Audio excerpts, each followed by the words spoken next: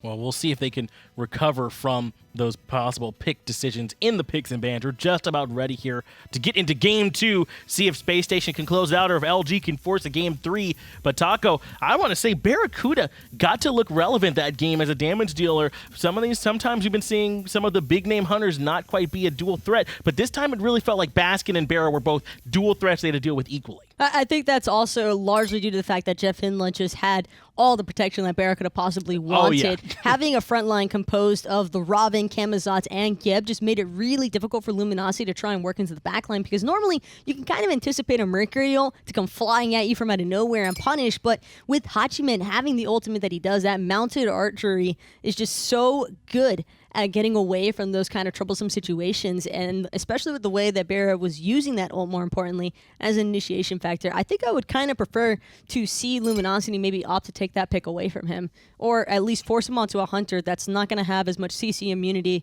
if they're going to go for a high carry or a hyper carry assassin like Mercury. And we saw, remember last game, Spacestation banned out, I believe it was like 3 assassins, 2 in that second ban phase when they realized that Weekend hadn't picked up the jungler that he was going to be using just yet. So LG might even choose to prioritize their jungle pick a little bit earlier on, already being the first ban this time, or first pick rather. They pull the Camazotz over to their own side. Again, Dodgy, Thoth, Robin, Nemesis, a lot of junglers here have already been taken off the board, so Camazotz gives them some flexibility because it can go solo as well. I'm not even trolling. These glasses are actually making it really hard to see right now.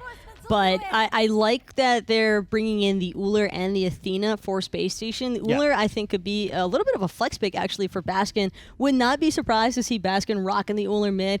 Probably provides a little bit more pressure as well in the mid lane, since you do have those 2 starting abilities, as opposed to just the 1. And so, against some opposition like the Morrigan, Ullr could be a pretty standout god there. Now, Morrigan is one that was banned away last game as well. We saw that banned away in the second phase when a little more attention was turned by Spacestation, I believe, towards banning away some of those mid-mages. So Morrigan going to be selected, can, with that Changeling ultimate, turn into any of the other gods in the game, give you a second Soul, second Athena taunt, another Camazotz if you so choose. Have a lot of options available. Serqet was going to be what rounded out the Space Station gaming draft. This one very likely going to be in the jungle. We all know how much this pick is valued by Weekend and sort of his namesake. This time, Space Station Gaming take that one away. I like the Serqet as well here for Space Station, because Andy could have a lot of mobility on this gun, but more importantly, they're banning away that Arachne and the Rat Tosker. Again. I love those 2 bans because not only are they potential jungle gods for Weekend, but Kiki loves playing those kind of gods as well in the solo lane, and I think it's honestly better for Space Station if they don't have to deal with Kiki on a god that could potentially snowball out of control. Looks like they will still have, though, Giannis available if they want to take him into the mid lane, as Space Station Gaming have not picked up their mid mage just yet. Habois and Cerberus were banned away by LG in their second ban phase, which opened up Hachiman to be selected there by Space Station Gaming. Batz, though, going to be the selection for LG, and we've seen this pick do well. It has kind of risen in its value lately based around that Fear No Evil ultimate and how strong it can be at level 5. I think the main reason why we're seeing this Batz as well as a response is not only because of that Fear No Evil, but they've got the Morrigan. So they don't just have one Fear No Evil, and if need be, Luminosity actually also has the opportunity to maybe take the Serqet as well for themselves, so that's certainly something that Space Station is going to have to keep an eye out for. But with this Terra being locked away, maybe anticipating some solo Athena. I think I would prefer to see Athena in the solo lane just because of that global pressure, able to rotate over at any time. This does mean, though, that we're going to be seeing one of these 2 hunters into the mid. You talked about it towards the beginning, so likely we'll be seeing Ullr. That pressure he's able to get against the other mid mage is so strong because, like you said, he gets access to so many abilities early on. So we'll see one of those 2, but based on these drafts here, Taco, I'm going to ask you, Space Station going to take it or LG force that game 3? I would love to see a Game 3 between these 2 teams, but again, I really do just feel as though Space Station got the upper hand in this draft again. All right, well, that's what the feeling here is here on the desk. The Space Station got the other hand. Tom and Tolly, take it away for us with the cast. Space Station Gaming right now. Interesting Arachne ban. Yes. Keeping Kiki in mind. Glad to see the Arachnid bans out. I think I'd be happier seeing her played by Kiki, but... Well, I think it's more than likely it would have been Weekend, then it would have been Kiki. But yes, there is that flexibility. He has run it before in yesteryear's days. So I like the fact that both of these players are on the same team yet again. Reminds me a lot of that Season 2-esque AFK style where it was Cyclone Spin soloing weaken in the jungle, and they would prioritize one of their 2 picks and then flex it with the last pick. Yeah, interesting stuff here coming out from these guys. Let's touch on the audience here in Mixer. Let us know who you think is going to take this game. Spacestation Gaming last time had 2/3 of the fans at home expecting the victory. We'll see if that's the same case here. I'm curious myself because I'm not sold that SSG have the easy 2-0 victory. Like I said, LG fought into that nicely. They definitely have the potential now with this draft and composition. I'm expecting Luminosity to learn a lot from their previous first game. I think that they just weren't grouped up fast enough whenever Spacestation was doing the action, which is why they drafted the Giannis and the Terra in game number 1. They wanted to react to it really quickly, but sometimes there is such a thing as being a little bit too passive, but I like what they did. They switched it up now, having Kiki playing the Camazotz, which is very early and aggressive, against Aquarius' Terra. Let's see how they flip that. Yeah, last time around I saw keegsmate just get caught out. I think that keegsmate getting caught in the mid lane was really devastating. Just not a good look, and that allowed sort of Spacestation, who already had the lead, to spiral into the win. So this time around, I want to see keegsmate play a little bit safer, although he definitely has the ability to turn and burn. Geno here, trying to be cheeky. It's not easy catching out keegsmate last game when it was a Giannis, but this time around, playing the Morrigan, I'm expecting it's going to be a slightly easier task for Baskin and the boys. Playing this Ullr in the mid lane, a god that has seen a lot of limelight in Season 5. The ability to be this aggressive in laning phase with minions dealing less damage to you allows not only Ullr, but a lot of these bully gods in level 1, 2, and 3 laning phase to just go unscathed. Keep an eye on this left side lane. Luminosity going to be aggressive and very aggressive. This time around, Spacestation Gaming have exactly 1% more than last time. It was an even 66. That was 2/3 this time around. Pretty much the same thing, but basically one extra person voted this time around. Good for you. But left side lane, Clout and Geno. Geno opted for the fully bought out sprint this time. So Clout is going to be very aggressive here on the Soul and perhaps look for an early kill with that haste effect brought to you by the sprint. With Soul being, very aggressive with the passive, Sobek being able to pluck you potentially, as long as Clout and Geno can hit level 2 first, they have the potential to find that first blood. It would be more than likely that it'll be on JeffHindla. If BaRRaCCuDDa does get plucked, he'll beat it away easily, but JeffHindla went for the sprint instead. So, fighting fire with fire, he will at least be able to run away. Even if he does get slowed, we'll cleanse that option out. Weakened with the big damage on top of Andy. Gets his overhand smash interrupted. Can't find the basic because he's going to get stunned out. Here comes Key, looking for the stun onto Baskin. Follow-up damage coming out from Weakened. Good poke coming out from Luminosity. Nice stuff. Great separation also from andinster, taking himself away from Baskin, not allowing that monkey to teleport. Wow, the damage onto this Morrigan sitting at level 2. Can't disrespect that one. Left side, JeffHindla now going to be the focus of Clout in the duo lane. Clout now pulling damage into BaRRaCCuDDa. Ouch. That miss definitely hurting Luminosity a lot. If that pluck connected onto JeffHindla, not necessarily would have found the kill, considering that his sprint is still available. Didn't panic in the heat of battle, even though Luminosity forced the sprint first. Here's the dash forward one more time. That pluck's going to hit. BaRRaCCuDDa able to dash away just a little bit. Now, no big deal. He didn't beat that pluck there on purpose, knowing that there was not that much kill potential with Clout using his Stellar Burst already, but the sprint was popped by JeffHindla, making sure his Hunter would be alive, using a shorter cooldown defensive relic to enable BaRRaCCuDDa a little bit more safety by not having to use that beads. Yeah, and the sprint, or the beads, gets you out of more situations, essentially, so saving that one for a little bit later. Not a big deal. Not a big deal at all. I quite like that decision. This time, Kiki's not having the same success against Aquarius as opposed to the flip version of it last game. At this point in the game, I believe Aquarius was already invading the blue buff, but being able to still hold on to the laning phase as long as possible. Not losing any experience under that tower, realistically, or the gold. A great rotation from both of these junglers, and Spacestation Gaming are playing defensive, I would say, compared to the last game, right? With this Terra pick, I think that it's going to be a little bit slower in the solo lane for at least Spacestation. And playing it slow is totally fine to Luminosity. Clout beats. playing aggressive here. Geno now taunted in. No big deal. That was a very unorthodox and unexpected late beats coming from BaRRaCCuDDa there that got plucked.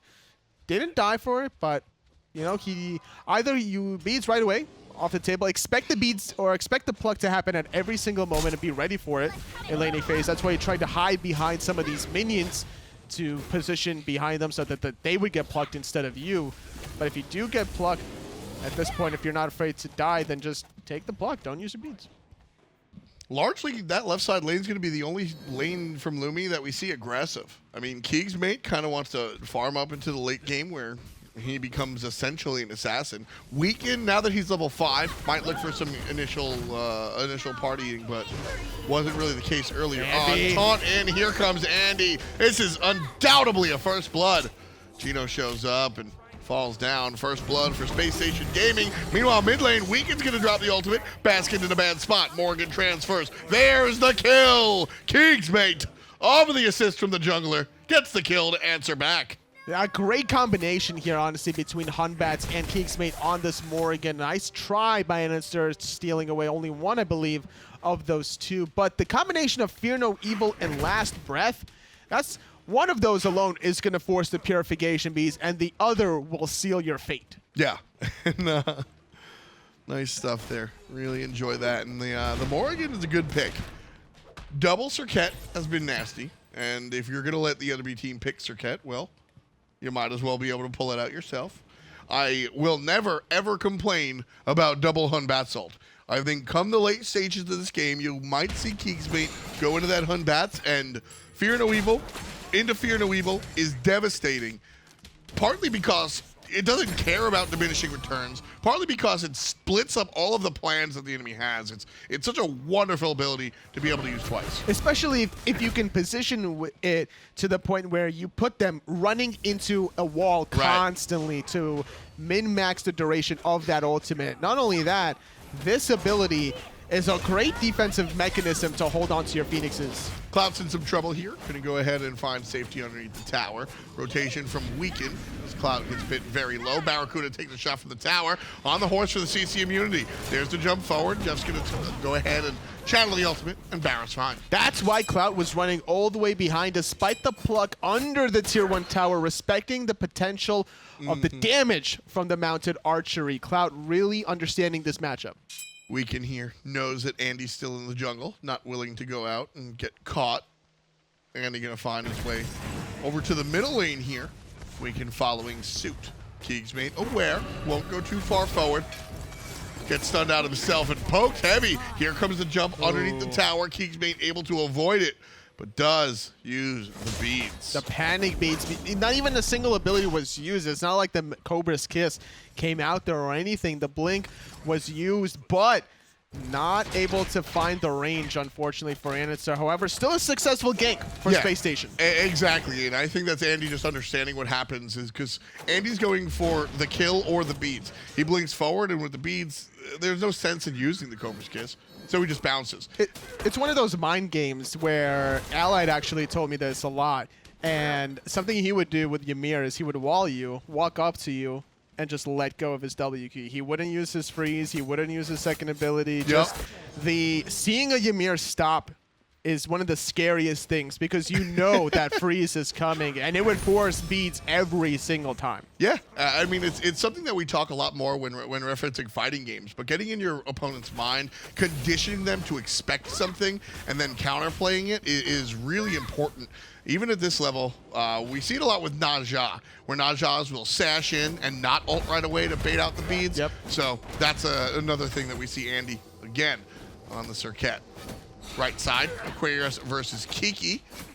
Kiki looking to build into a lot of power. Yes, I believe it's going to be a Transcendence start for him. Not going to be the Gladiator shield right off the bat. andinster going to get plucked away, but that Defender of Olympus mitigated so much burst damage onto him. Yeah, that's really good use of the ultimate coming out from JeffHindla. Fantastic stuff from the long-time support. Not a surprise there whatsoever. Early game, Luminosity have a technical lead, but I'm not going to call it that. It's a tie game. But it's interesting to see LG up in gold, despite the fact that they are the second team to get a kill. Well, honestly, it's all about how you control some of these mid objectives. They were able to really get a lot of farm by denying also Clout. Clout didn't die in one of their earlier engagements, but he was forced back under his own tier 1 tower, which gives slight edge to BaRRaCCuDDa. Just that one wave advantage slowly adds up. Yeah, and just piece by piece, that's how these teams find themselves with these giant leads. So, Luminosity looking to make up for game number 1, in which Spacestation was able to find the victory here.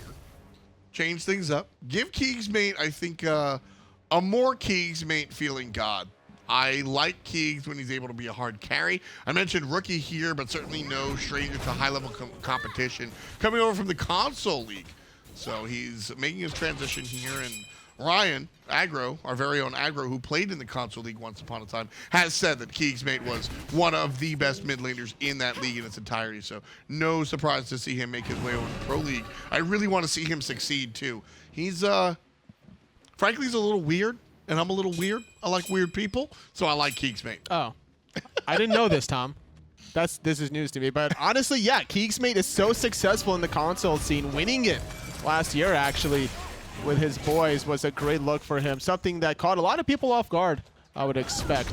Yeah, no, I mean, it's been a pleasure to watch him, and I want to see him continue this success right now, using the Morrigan ultimate to find andinster and give him a taste of his own medicine. And he will survive the onslaught. That Gino, on the damage. other hand, trying to deal with this mid lane Ullr. Duck, dodge, weave, dash! And Baskin can't find it. Not going to be able to dip away is Baskin for the kill. Level 7 Geno surviving just barely by the skin of his teeth. This level 10 Ullr, though, doing so much damage and only having 13 stacks on the Transcendence. It's only going to get scarier from here on out. And this is a level 7 Sobek that's not that super tanky quite yet. Reinforced shoes, working on the Gauntlet of Thebes for that protections. And that's when his true resiliency will shine. Yeah, really not tanky at all, just the boots and pretty much the sausages, right? So, gonna be a little bit... The passive. What did you call it? The sausages. The passive meter. Explain it The to me. passive meter for Sobek. Do we have a passive meter if we ride along with Sobek? Can you see? No, we don't. But if you played Sobek at home, his passive meter looks like 3 little sausages. More importantly, Kiki in trouble here, up in the ultimate. Already got hit by Andes. Now he's gonna get stunned and burned, and well, Baskin confirms kill number 2. No sausages for Kiki, needing to revive in about 30 seconds. Gives a small window for their space station to make a play happen, potentially in the mid lane. There's so much burst damage from Baskin. As soon as he finds this Ullr axe stun, between the hail of arrows, the bladed arrows, that's just so much follow-up damage. And there's no crusher yet on him either. He's still working on it a little bit longer. And to follow suit, keegsmate going an interesting style between this Chronos Pendant Rush into the Traveler Shoes. Yeah, so the Chronos Pendant is going to be able to make sure that his ult and his important abilities are up very often, as a nice steal from Aquarius. Make sure that Lumi can't get credit for their blue buff. keegsmate in trouble, jumped, and the Goomba Stomp not enough to take care of business, so JeffHindla finds it with the spear. Man, this Ullr pick for the mid lane has been devastating. Geno in some trouble here, gonna drop in the ultimate, and it's not enough. This is getting out of control. A hair under 12 minutes. Spacestation grabbed 4 kills in total. 2 of them in that last exchange. Abusing keegsmate's fact that his ultimate was not available at the time of his death. The purification beads was still on cooldown for about 30 seconds or so. Really understanding the cooldowns of some of these defensive relics, as well as Geno, his sprint just now coming off of cooldown. Yeah, all of those notes, very important. Spacestation Gaming have all the information in the world here. Pink's coming out as andinster, still willing to be aggressive because he's got the ultimate ready to go. Waken can also be aggressive a little bit with the Fear No Evil. There is no CC immunity on Serqet. By going for this blink, can potentially look for that clutch use of the last breath to give him some CC immunity frameage, but against Fear No Evil, as long as you're constantly getting chained, it's not going to be easy to find that small window gap. Gold's Fury, not the target just yet. Luminosity seem to be a little bit afraid of it, though. 2 abilities. Geno just got hit by 2 abilities there, already sitting at about 75% health. To be fair, homie's down 5 levels to Baskin, level 8 to 13, right? Yep. So, yeah, it's going to hurt. You know, Ullr got buffed towards the end of Season 4, and it distorted the conversation. But Ullr has always been a character that, if you can, the best players do very well and excel on him. If you can hit your 3-1 combo, your Hail of Arrows and your Bladed Arrow, without a stun, then you become this transcendent player. And that's what Baskin's showing us here, is that he needs no setup to deal out this burst. And the thing that people don't realize is Ullr doesn't even have the best scaling in the game. The thing that makes Ullr is his ability to use these abilities from a safe distance. The Hail of Arrows is definitely around, I want to say, the 80 range marker, definitely more than basic attack range. So it makes it harder to even escape from him. Even if you're under your tier 1 tower, goes through a wall. There's the Terra ultimate to try and provide some help for Spacestation Gaming, but a nice ultimate from the jungler is going to send andinster in a different direction, but Baskin doesn't care. Neither does Andy. 2 kills for those guys, and Spacestation Gaming looking hot, hot, hot. Oh, yeah. Going for more kills even, finding 2. They're not concept quite yet. Not going to go for the tier 1 mid tower. They're more concerned around the gold lady. Just right for the big harpy, or what used to be a big harpy. Here comes Clout. Andinster, half HP, doesn't want to get hit by the Stellar Burst, but Clout's gonna get hit by literally everything else. Baskin misses the stun. Andy's covering the top option. Baskin covering the bottom. There's the zigzag. Aegis for the moment, and the flag for the kill. BaRRaCCuDDa with lucky number 7, and Spacestation Gaming blasting off. That's one of those things where you just recognize that you can't get out, right? Clout standing behind his 4 archers, surrounded by 3, maybe 4 Space Station members. He presses B on the keyboard, is like, maybe they all disconnect at the same time and I'm back. No, but honestly, that was a great look from Space Station to disengage from the Gold Fury, knowing that one Stellar Burst Supernova combination has enough burst damage to steal away the objective. Still denying Clout a decent amount of farm. BaRRaCCuDDa is going to be able to grant himself more option and access towards that experience, getting more towards level 15 closer. Important point though, Clout shows up and kind of gets stepped on, but he does the do. He stopped that Gold Fury. Yep. So that's, you know, if I'm Vedium or Clout as he's now called, I'm sitting there like, I'm not happy that I'm dead, but guys, they didn't get gold. That's very, very important. Space Station Gaming with the 3,000 gold lead, Gold Fury sends them into the stratosphere. Sending keegsmate probably into the stratosphere is andinster. The Fear No Evil from Weaken, not enough to save the life of the mid laner. andinster wants to go in here. Geno could actually be the target instead. Great stun from Baskin, setting up Andy. There's going to be the ultimate from the Camazotz. That's right. Turn around, buddy. Kiki not going to be so cheeky this time around. Space Station Gaming, I mean, damn. This is game number 1. Like I said, LG was able to dance a little bit, and it just seems like Space Station Gaming has the ability to turn it up to 11. I don't ever think that Space Station plays soft or plays down, right? I think they're always bringing 100%. But I think that there's that next level, and that's what we're seeing right now. I mean, what are you going to do against that? They're just too far ahead at this point. The experience more than the gold is andinster able to find another kill onto Clout. That's the way you shut down the Soul. You just don't give her much breathing room. And with how aggressive the composition is from Space Station, there needs to be ways to fight fire with fire. Either you got to be just as aggressive in the early game, or you got to go super in the tank with the defensive options. I'm talking about Geb for the cleanses, being able to get the Serqet off the table, or whenever she does initiate, to save whoever she goes on, you know, such as a Terra as well. But that option went for Space Station instead. All of the options seem to go for Space Station today, man. 10 kills to 1. I'm not even doing a recap. I just think that 10 kills to 1 is obscene at 17 minutes right now. I would have to agree with you here.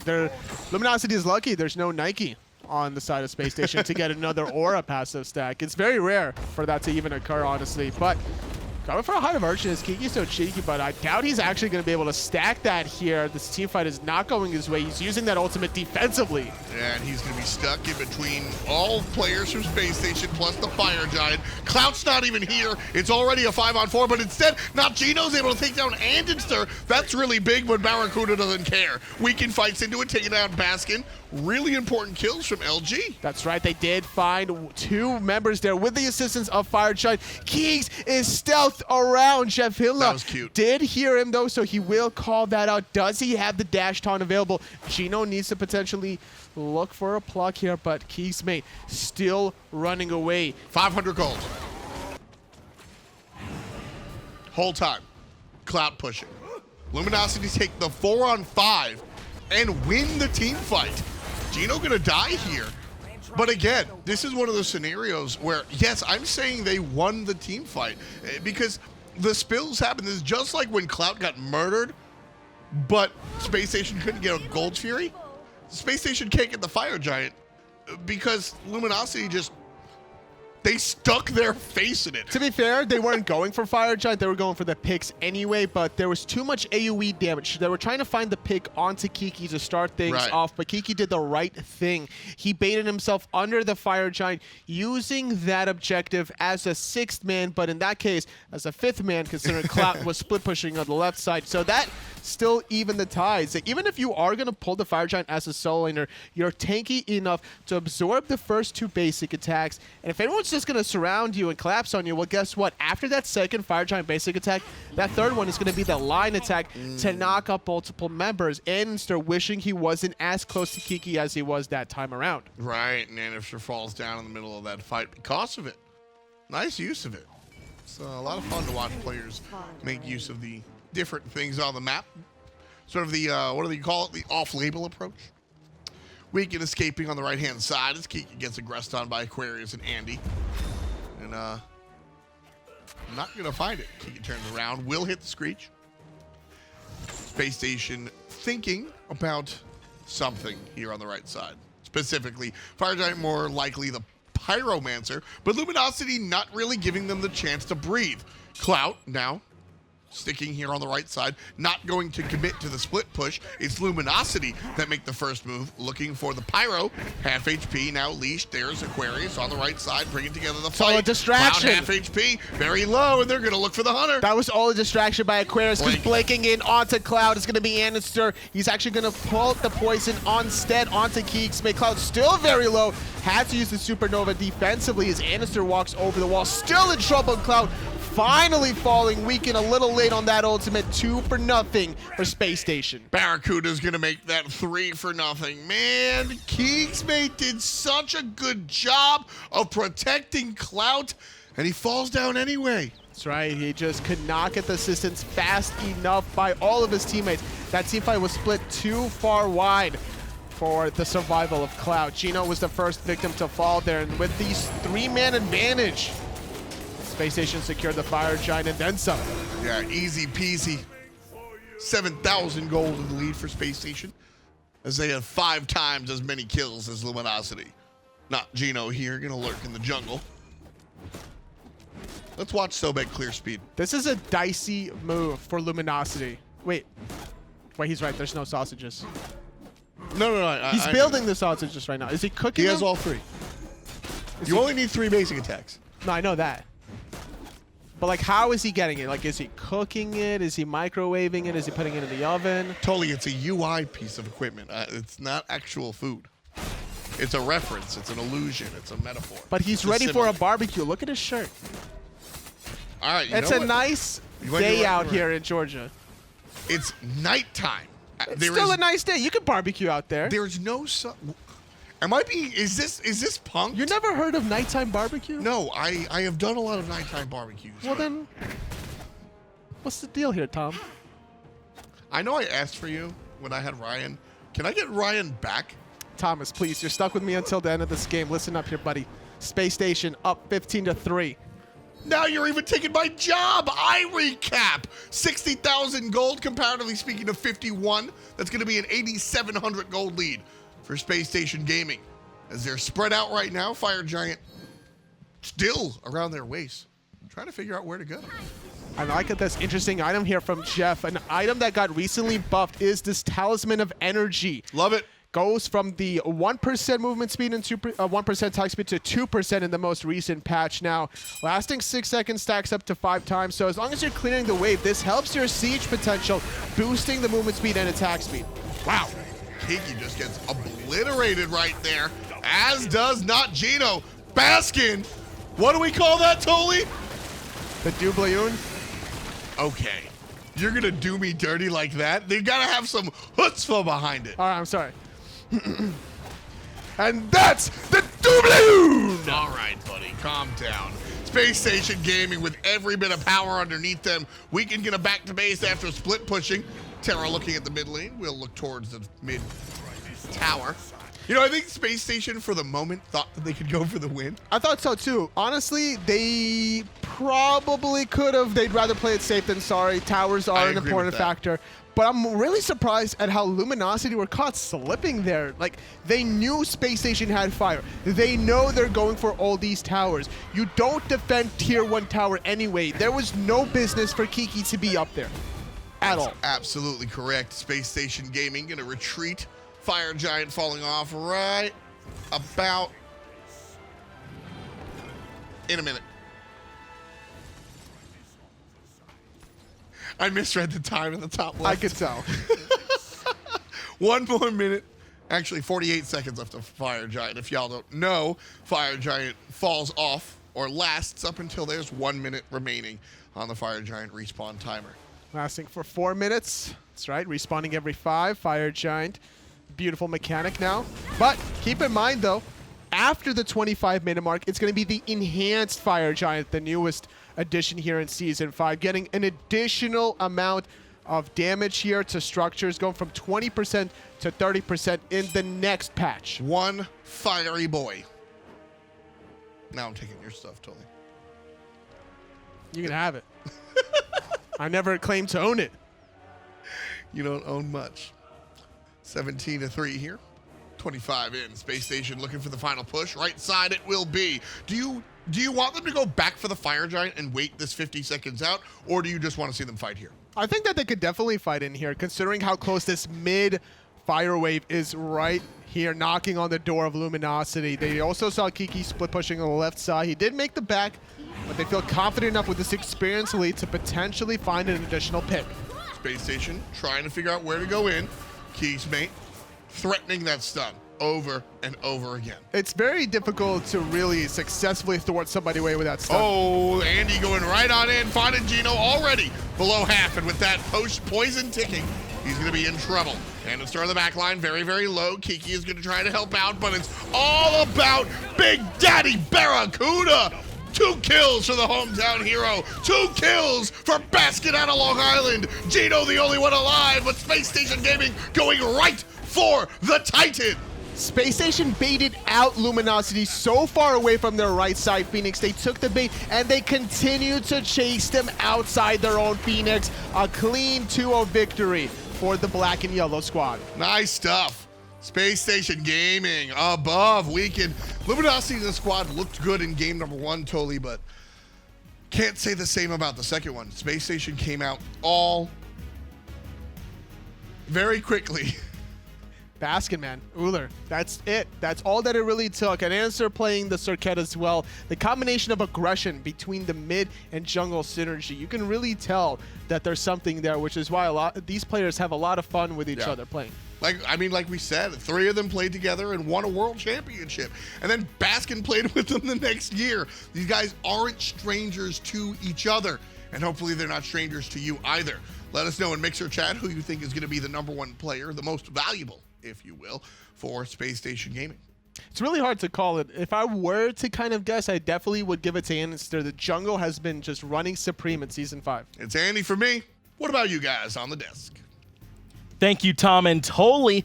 I gotta agree with you. andinster looked great. Finch and Taco here with you after Space Station Gaming managed to get the 2-0 here versus LG and further improved their standings after having only dropped to CLG so far. That was a little bit more clean, I would say, out of Spacestation in that second match. In game number 1, a little bit questionable. There were some attempts from Luminosity to try and bounce back into the match, but game number 2, that just was not a single possibility. Geno was just forcibly underfarmed, and there was absolutely nothing that Luminosity could even do for it. They were trying to let the Sobek get a little bit of that solo farming away at the speed.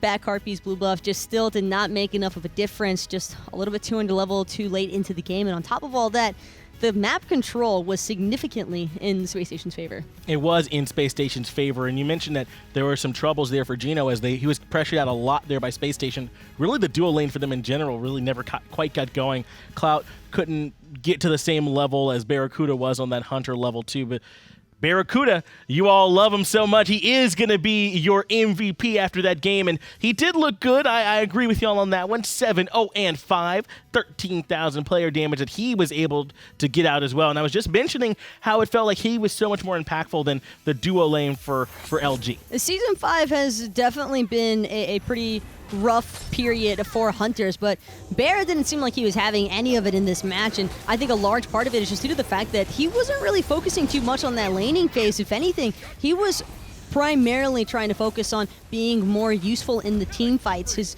positioning was excellent, constantly made sure that he had at least 1 or 2 supporting members behind him or in front of him, and on top of all of that, he was just on point with all of those abilities. Timing felt excellent from BaRRaCCuDDa there the whole way through, and he just could not be stopped. No, BaRRaCCuDDa looked great this game, even during that last push in that when they were going to win the game. BaRRaCCuDDa was able to come up with that double kill, so we got to see even right up to the final minute how well BaRRaCCuDDa could play. At that point, they were quite far ahead, but it really felt like to me it was Baskin and andinster that got that game started. They got so far ahead early on. In particular, andinster, man, he looked so strong. Give Andy a guy like Serqet, and we finally get a chance to see him run rampant with it. There was absolutely no one who wanted to step up to the Serqet, and for good reason. What are you meant to do when Andy's just dominating so heavily on the map? And on top of that, I think that Baskin did a great job playing as a supporting character to the Serqet. When you're playing a guy like Serqet too, you're kind of looking more for that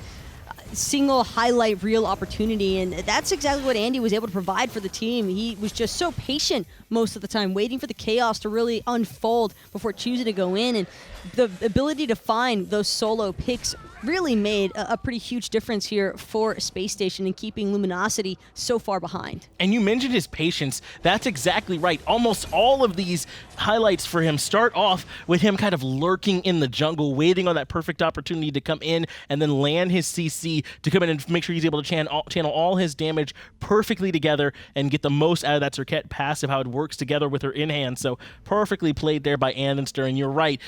Perfectly working with him was Baskin in that mid lane, man. When those two are on, this Space Station gaming roster looks untouchable. A couple of hiccups there with some of those Ullr combinations, but didn't make too much of, or wasn't too much trouble for Baskin in the end game. I think that all in all, Space Station, this is probably the most fluid that they've looked together as a unit. It seems very cohesive this week in comparison to the last, and even though they were up against pretty tough opposition, I think that Luminosity is just as formidable of an opponent as anybody else in the NA SPL right now. And again, Baskin just really standing out here, whether it's a mage, a hunter, or an assassin. This guy has really just done it all. No, he looks excellent on this Ullr, and I mean, I remember the play you were talking about a little bit earlier. He hit a lot of abilities at the beginning, and then maybe had a little trouble with that in hand at the end. Give it to Geno for having the hot jukes as Baskin continuing to show how impressive he looked this game. 6-2-9, 20,000 player damage, and just shredding just now there on Kiki. Something else I really liked about this Ullr pick as well is just the fact that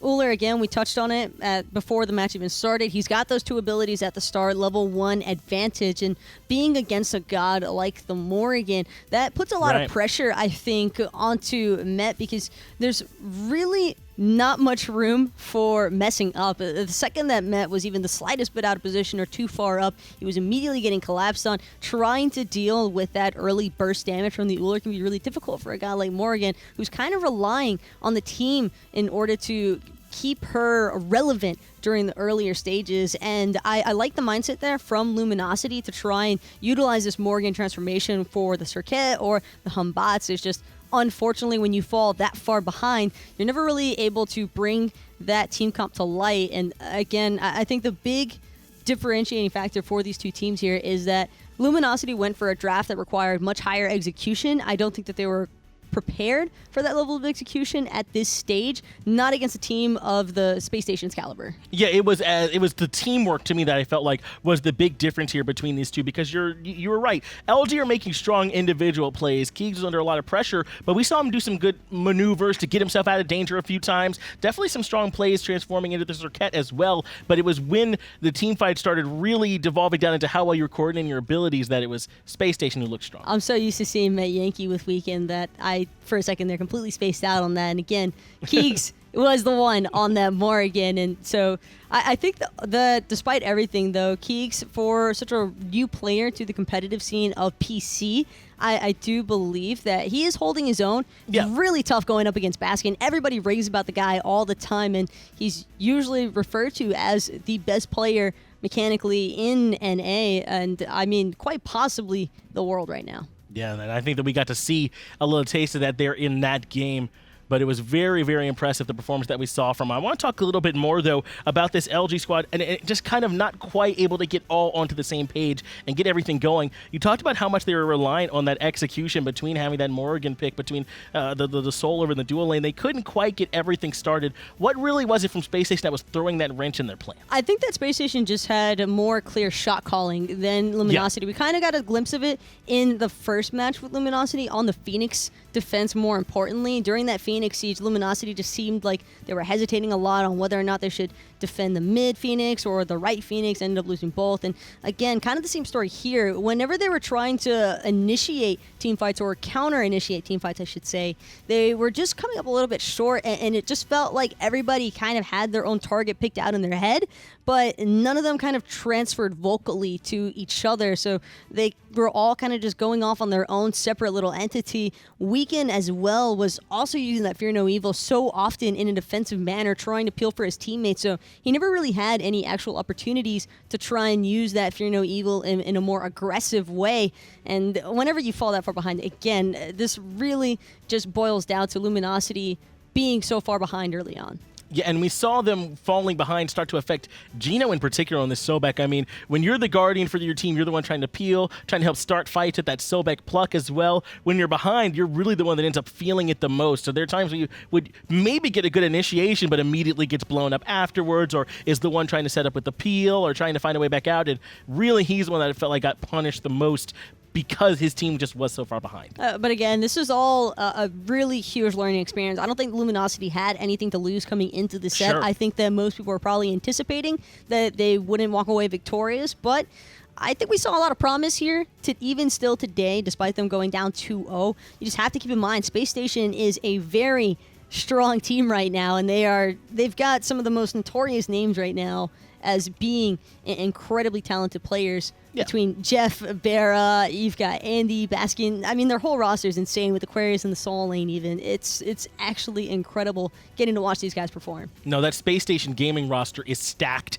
so it's never really a big surprise when anyone drops to that one. But don't forget, LG do have that win up against eUnited under their belt right now. We're going to start to see how much that ends up getting valued, though, as eUnited are struggling a little bit to get the season started off, and now we're seeing LG up against another top-end team, and they looked good, but maybe not as strong as we would have expected. The best part about this, too, is that this is only the beginning for Luminosity today. They still have one whole other set to play against Splice coming up next, and I am really looking forward to that one because, again, this set right now against Space Station, perfect learning opportunity for some of the more inexperienced competitive players. I don't want to call them inexperienced players because they've been around the scene for a while, just not necessarily in the SPL. Yeah, maybe not getting to be at that top level of that competition. And next match for them when LG is going against Splice, that'll be them playing up against maybe a bit more of an even squad. Not to say that Splice squad isn't top notch as well, but you kind of expect those two to maybe be on that same footing. But that is going to be the next set that we're going to be looking at next. We're done here with this set here where